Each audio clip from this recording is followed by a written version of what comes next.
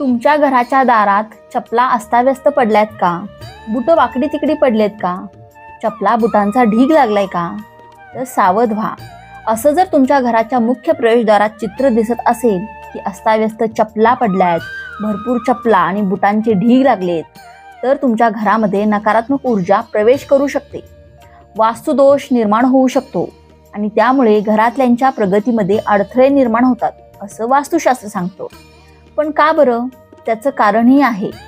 ज्योतिषशास्त्रात पायांना शनीचा कारक मानण्यात आले, म्हणून अनेकदा शनी उपासनेत चपला दान करा असं सांगितलं जातं. आणि आता अशा चपला जर तुम्ही व्यवस्थित न ठेवता कशाही अस्ताव्यस्त टाकलेल्या असतील, तर तुम्ही विनाकारण शनी दोष ओढावून घ्याल. आणि शनी महाराजांच्या अवकृपेचा परिणाम काय असतो हे तर सर्वांना माहितीच आहे. म्हणून दारातल्या चपला बुटं व्यवस्थित एका साईडला रचून ठेवा. श्री स्वामी समर्थ.